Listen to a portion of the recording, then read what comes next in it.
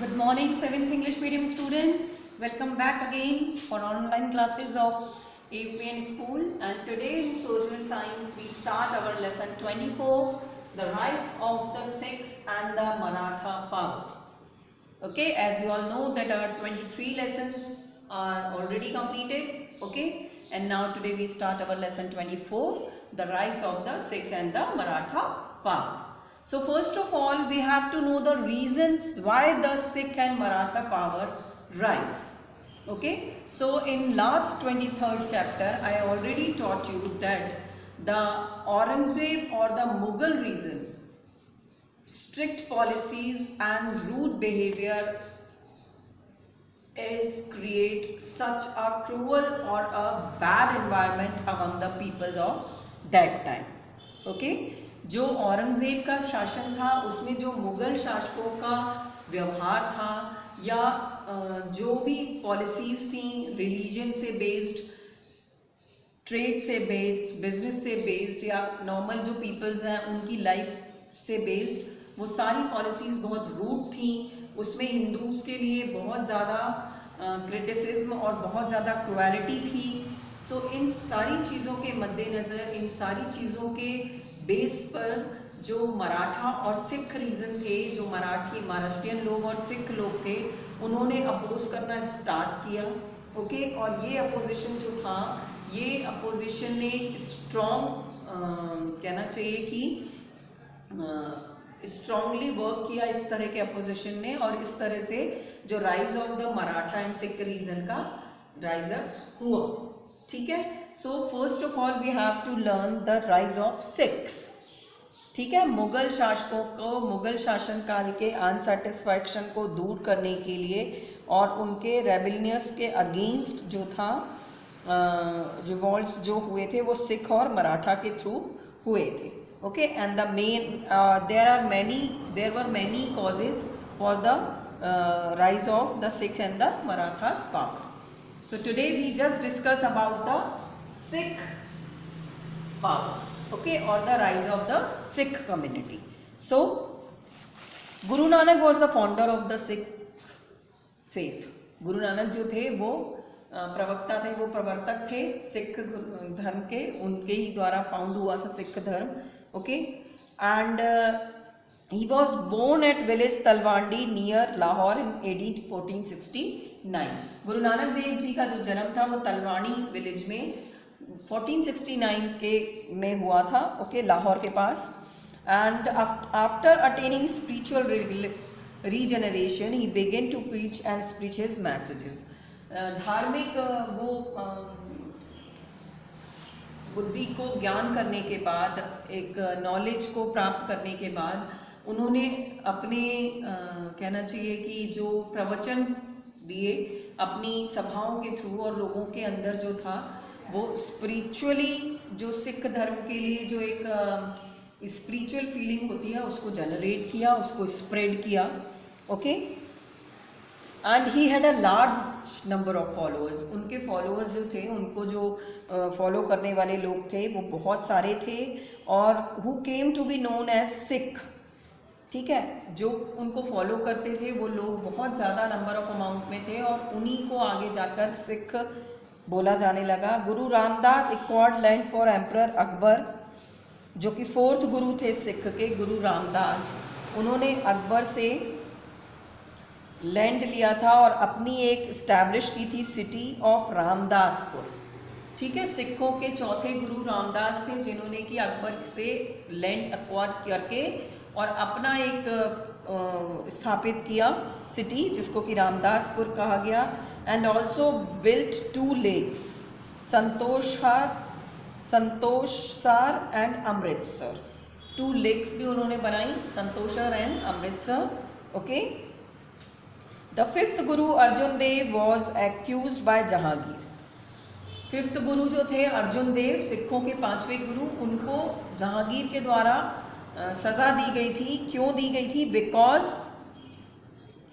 Helping his son Khusro in the revolt against him. क्योंकि उन्होंने खुसरो की मदद की थी, जो कि बेटा था जहांगीर का, बट उसने अपने पिता के विरुद्ध विद्रोह किया था और उस विद्रोह में गुरु अर्जुन देव ने उनका साथ दिया था, इसीलिए गुरु अर्जुन देव को पनिश किया जहांगीर ने।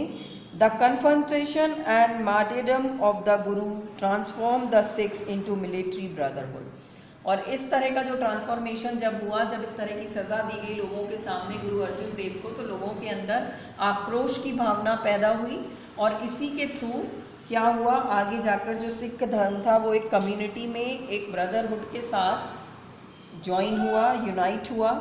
The teachings of the gurus were compiled and are known as guru Granth साहब। जो गुरुओं की शिक्षा थी वो सारी चीज़ें एक ग्रंथ में संजोकर रखी गई और उस ग्रंथ को लिखा गया और उस ग्रंथ का नाम था Guru Granth Sahib, which is the Holi book of the six. और ये एक धार्मिक ग्रंथ है सिखों का, ठीक है। Now the sixth guru Hargobind took up sword, adorned military attire and started training his followers into martial sect। जो सिक्स्थ गुरु थे, गुरु हरगोविंद, उन्होंने क्या किया, मिलिट्री को अडॉप्ट किया और उसके साथ साथ उनके जो फॉलोअर्स थे वो भी मार्शियल सेक्ट में मिलिट्रियल, दैट मीन्स सेना बनाकर और उनके साथ साथ फॉलोअर बनकर लोगों ने उनका साथ दिया, ठीक है। He had started accepting horses and arms. He asked all the six to keep arms, है ना। उन्होंने क्या किया, घोड़ों के थ्रू और हथियारों के थ्रू अपनी सेना को बनाया और इसके साथ ही साथ उन्होंने लोगों को भी, सिख लोगों को हथियार रखने की अपील की। Okay, and the ninth guru of the Sikhs was Tegh Bahadur. 9वें गुरु जो थे सिखों के वो गुरु तेग बहादुर थे। और